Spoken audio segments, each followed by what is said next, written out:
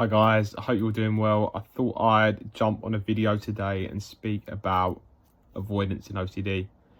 So with me, I had really severe like HOCD for a number of years, and in the early phases I definitely avoided my friends.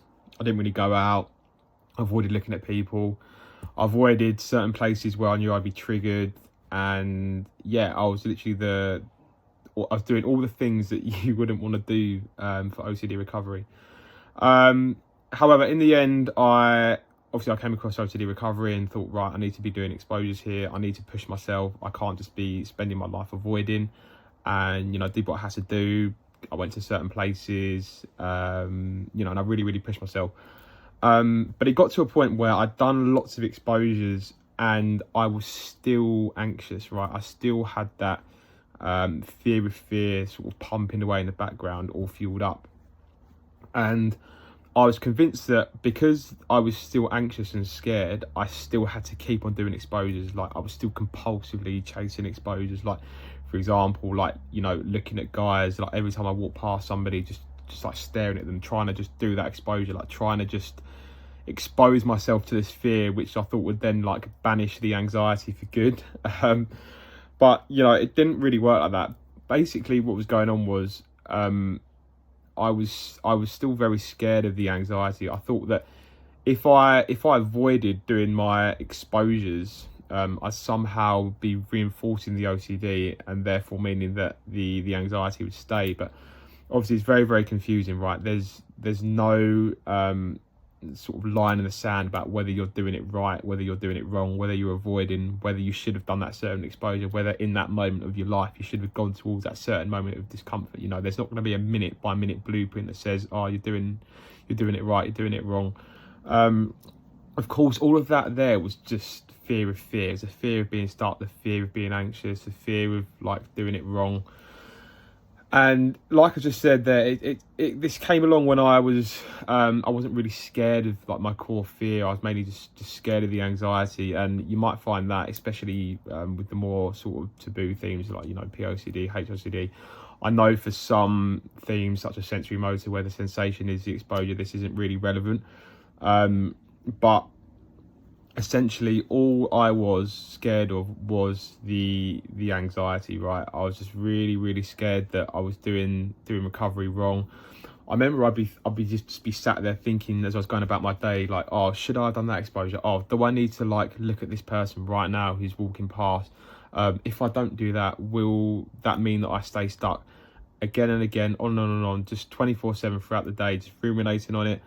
And obviously, when you look at it rationally, it just doesn't make a lot of sense. Yes, exposures are great. I'm not saying that at all. Exposures are very beneficial to OCD recovery. They can just help you get to that next stage and like unlock that next sort of fear and step in your recovery journey.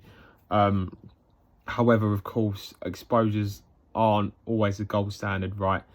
If exposures were the gold standard, then people with sensory motor OCD would never recover, right? So it's key to break down, especially when you get to a point where you're not that scared of your core fear. It's key to break down why feeling discomfort or feeling fear for the rest of your life isn't actually the end of the world. You find that even if you're anxious, your life isn't really going to be much different than if you're not anxious, because even if you have anxiety, right, you can still exercise.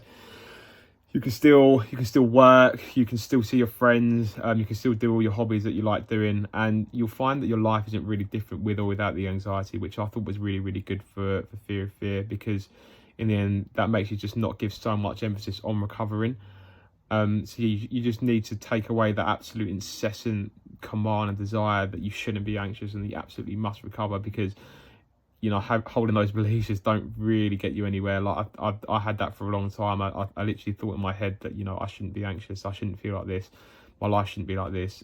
This absolutely sucks. And when you have that for a while and you keep doing that again and again, you'll find that it's not really getting you anywhere. So you'll find that you're actually just better off just living alongside the anxiety.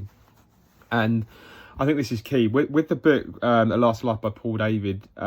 He always says about living alongside the anxiety and not trying to work out, not trying to be rid And I think that comes into the point that I was saying earlier about whether you're avoiding or not.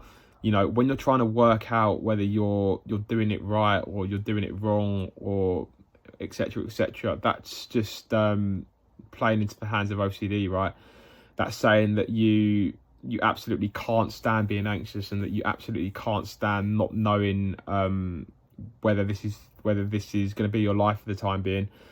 And yeah, I think that's so important. Obviously, I'm not saying to not go towards discomfort. Yes, in OCD, you need to go towards discomfort where you can. But when you're compulsively like chasing it and really, really scared that you're avoiding just out of fear of reinforcing the cycle, then that's where we get into trouble.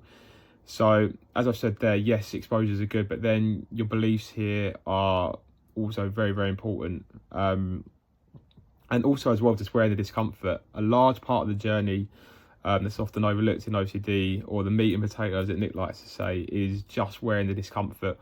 And when it arises, you just need to allow it to be there, because in that moment when it comes, in my opinion anyway, it's very important. Like when you can just allow the discomfort to be there in that moment, and not fend it off or fight it away, that next time it comes around, like, you know, that bit by bit by bit, it just gradually backs down. So yeah, I know how confusing and how tough the OCD recovery journey is, and you know that you want this absolute blueprint about whether you're avoiding, whether you're doing it right, whether you should have done this exposure at this time. But everyone's recovery journey is different, and you need to just have some compassion for yourself. Yes, it's confusing, you're going to make mistakes, you're not going to be perfect in every single moment.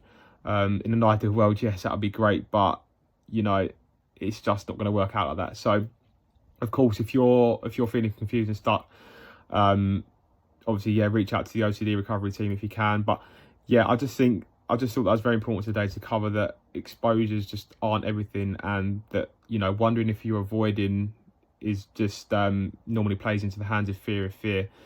So yeah, cheers guys, and I will see you in the next video. Bye bye.